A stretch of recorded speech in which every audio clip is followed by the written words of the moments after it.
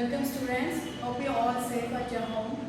In this video session, we are going to learn the lesson measurement from physics of standard 8. Measurement. Introduction. Measurement is very important in physics. Physicists are serious about measurement. One of the major contributions of physics to other sciences and society are the many measuring devices and techniques that physics has developed. Physics is considered as the base of all science subjects. Physics is based on experimental observations. The principles and observations allows us to develop a deeper understanding of nature.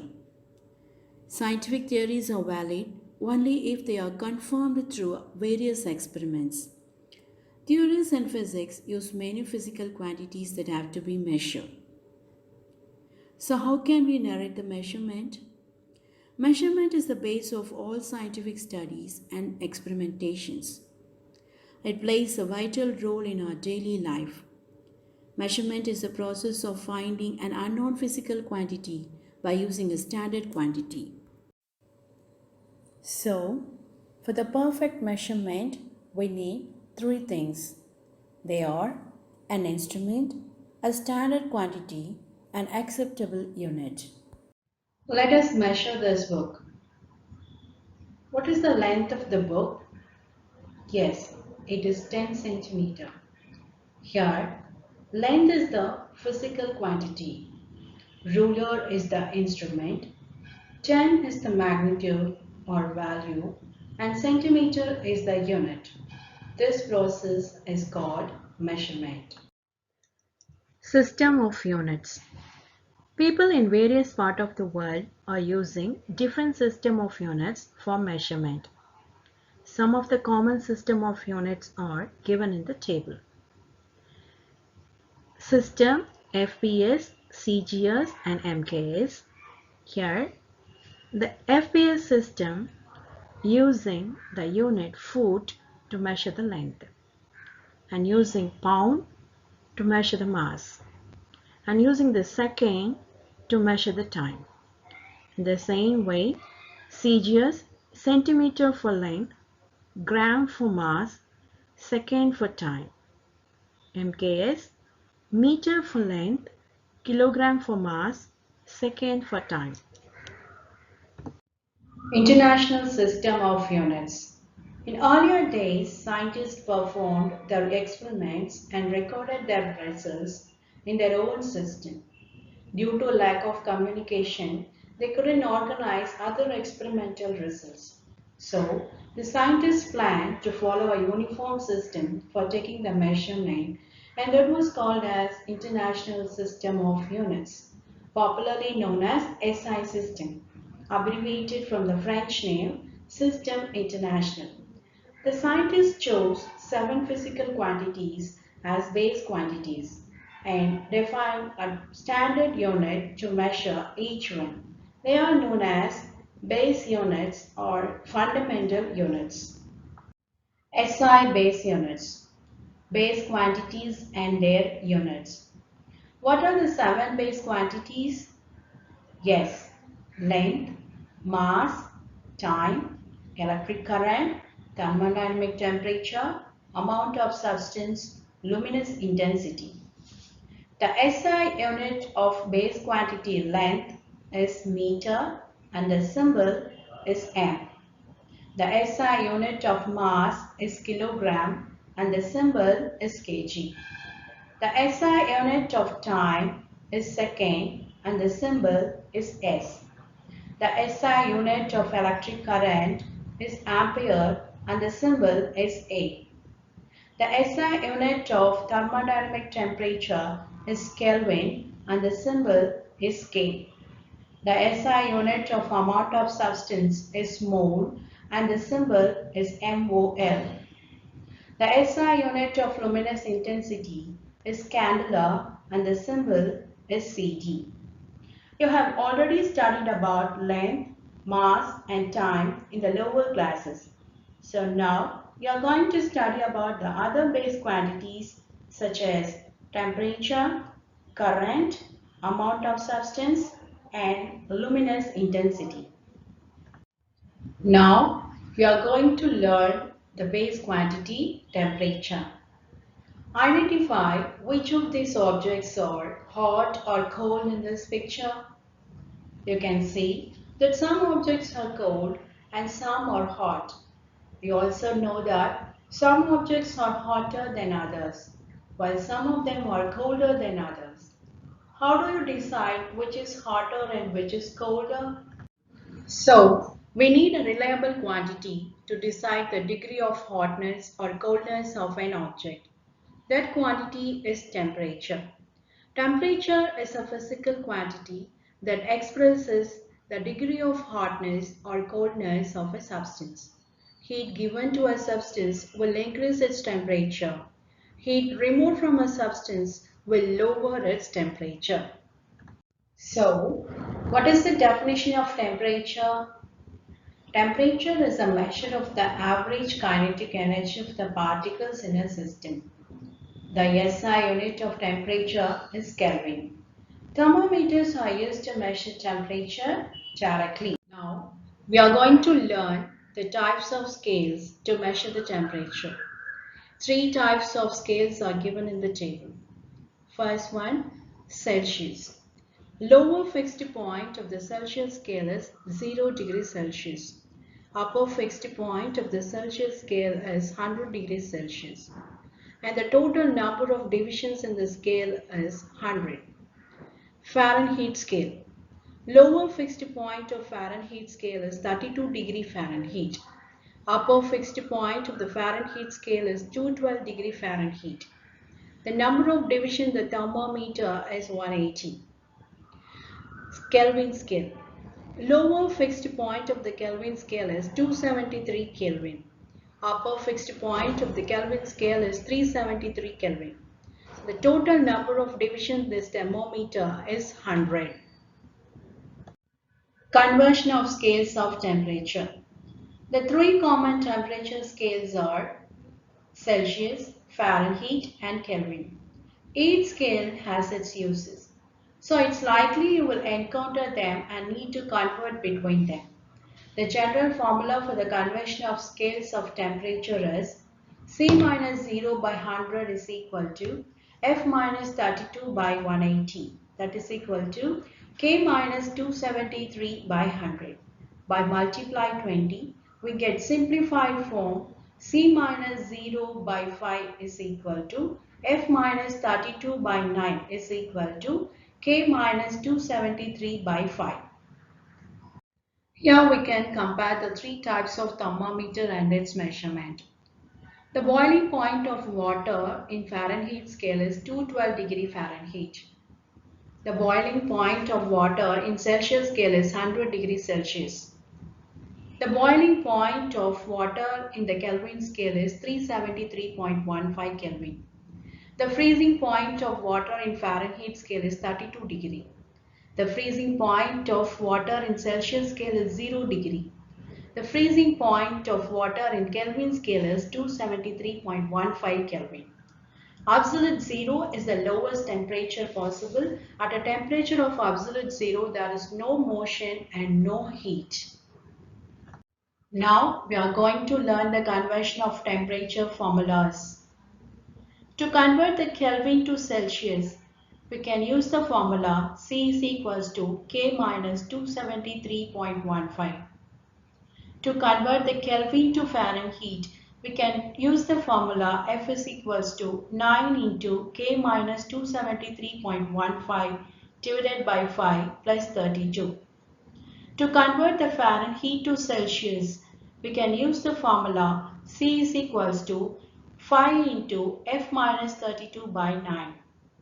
To convert the Fahrenheit to Kelvin, we can use the formula K is equals to 5 into F minus 32 by 9 plus 273.15. To convert the Celsius to Kelvin, we can use the formula K is equals to C plus 273.15. To convert the Celsius to Fahrenheit, we can use the formula F is equals to 9C plus 5 plus 32. Now we are going to learn the application of various thermometric scales.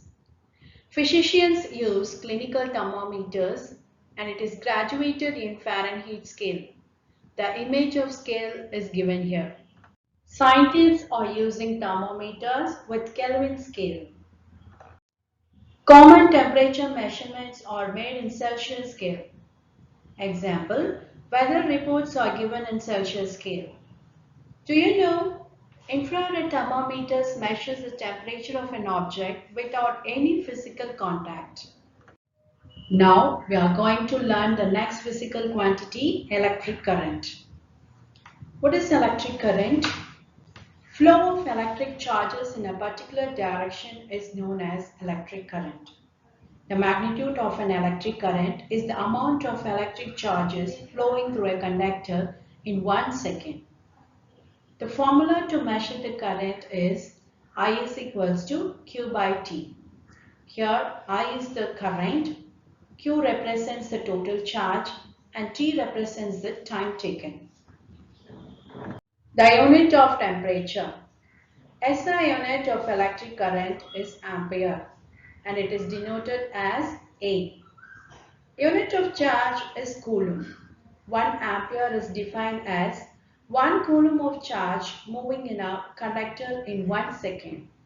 Ammeter is a device used to measure the electric current.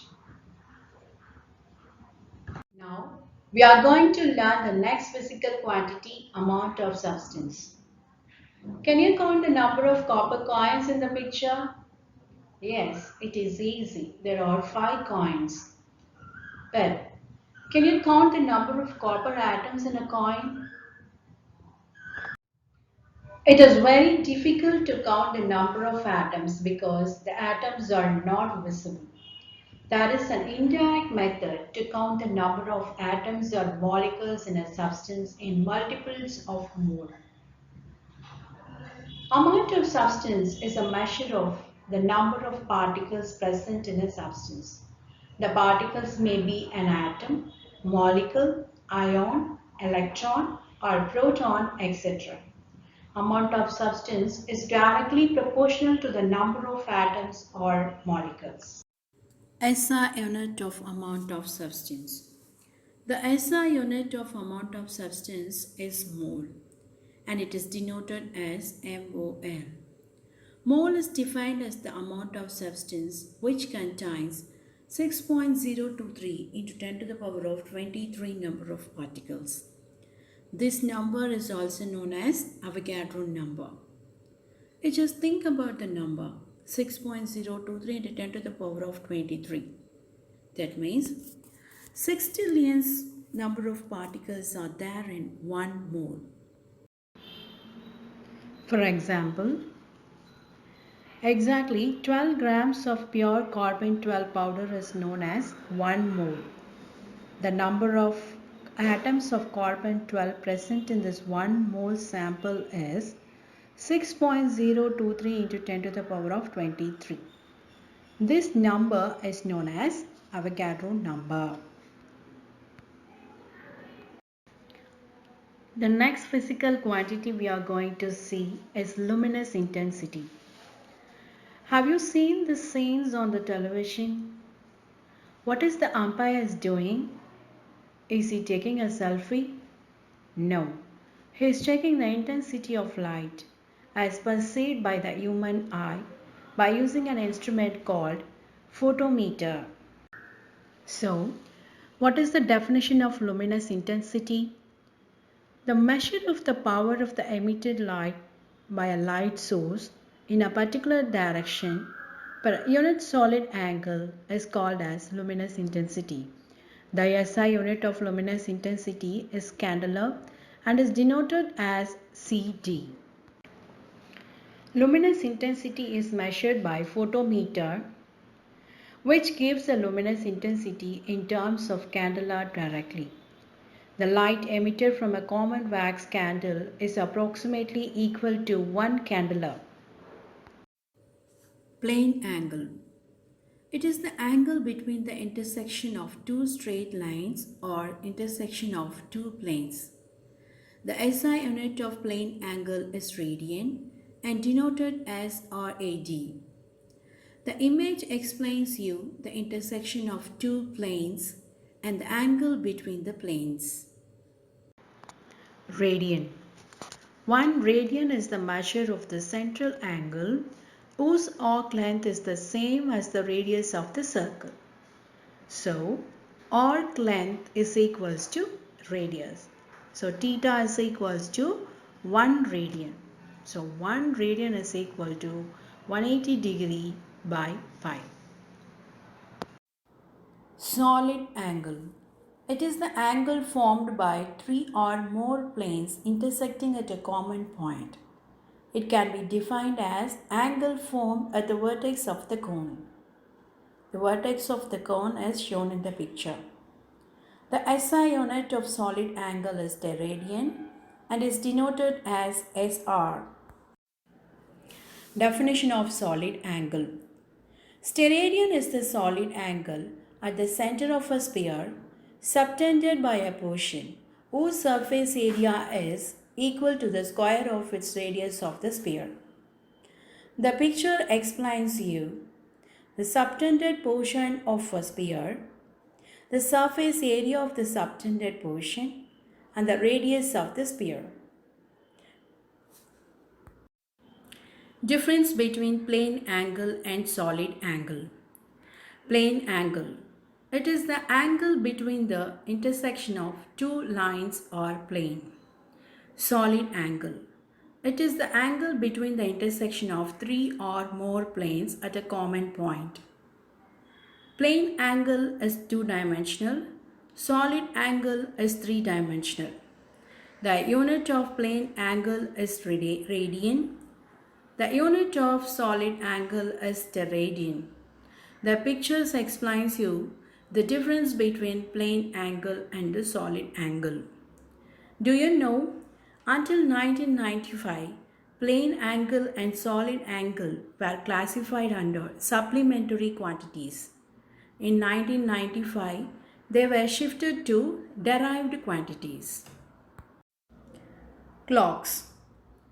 Clocks are used to measure time intervals.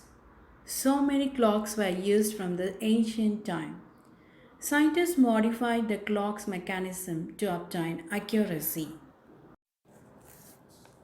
Now we are going to see the types of clocks. Types of clocks based on display.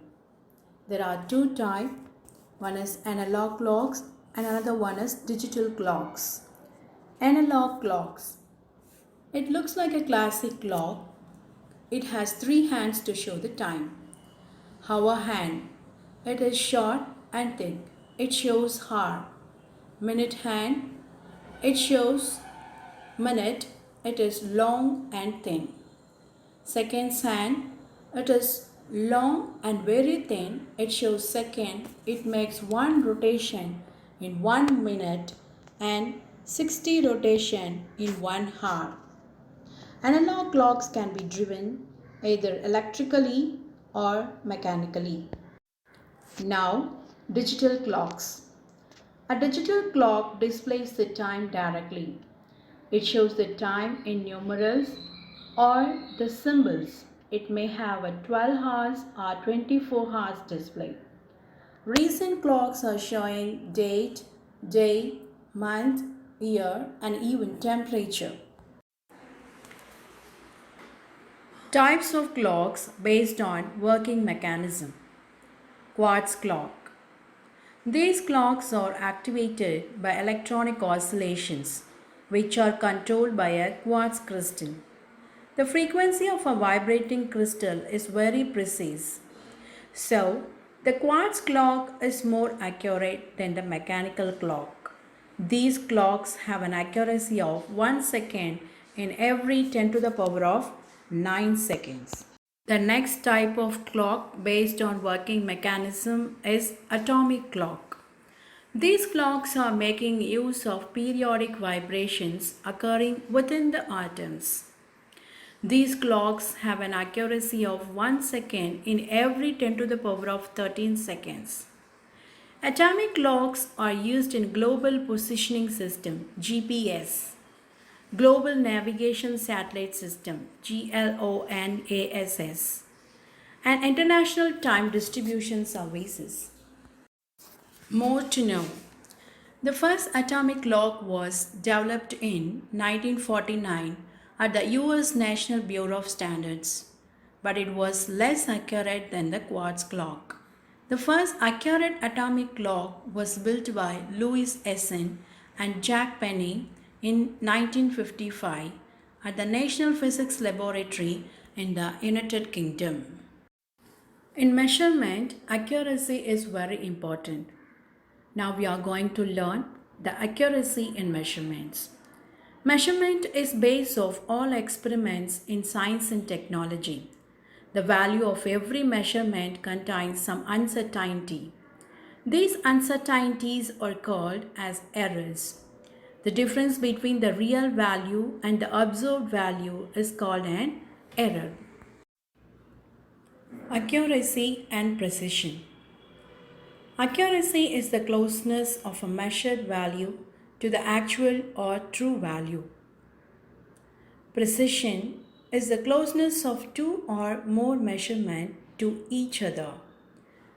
The pictures explains you the accuracy and the precision. The picture explains you the accuracy and precision. The first image explains you the good accuracy and good precision.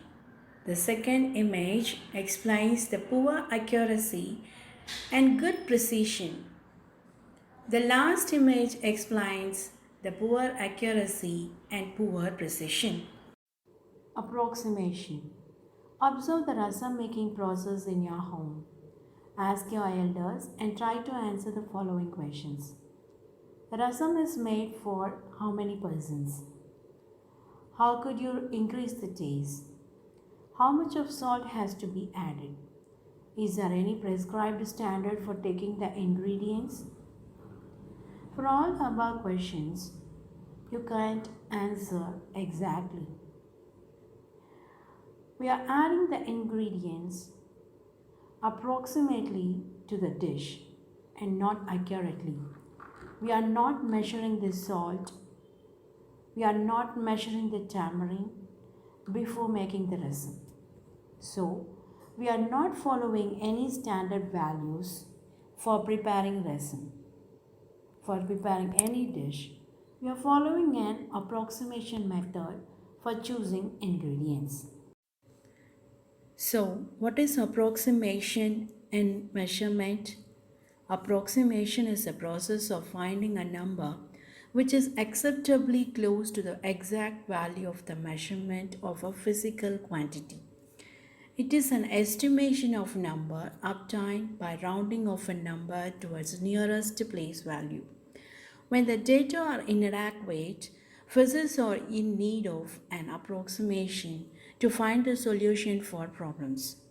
Approximations are usually based on certain assumptions having a scientific background, and they can be modified whenever accuracy is needed. Rounding off. Already we know the importance of rounding off in approximation. So what is rounding off? How to do the rounding off? Calculations are widely used in day-to-day life to do the calculations. The result given by a calculator has too many digits. Hence, the result containing more digits should be rounded off. The technique of rounding off is used in many areas of physics. Rules for rounding off. Decide which is the last digit to keep. Leave it the same if the next digit is less than 5. Increase it by 1 if the next digit is 5 or greater than 5. Now we are going to see some numerical problems. Convert 80 degrees Celsius into Kelvin. What is the formula to convert the Celsius into Kelvin? K is equals to C plus 273. Substitute the Celsius value in the place of C.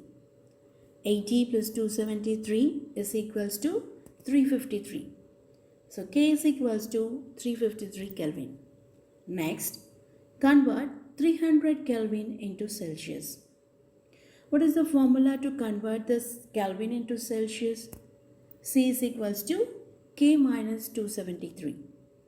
Substitute the Kelvin value in the place of K.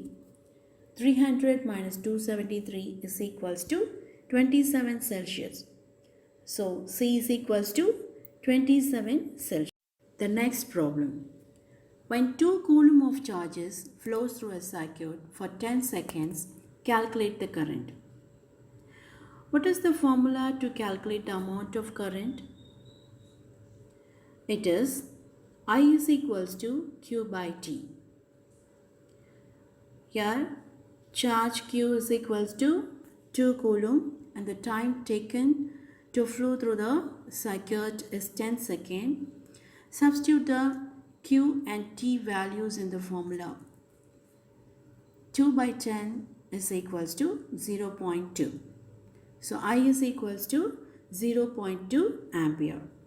Next, convert 60 degree into radian.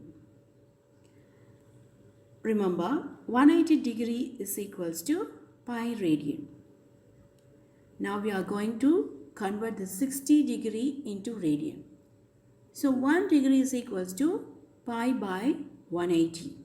So 60 degree is equals to pi by 180 into 60.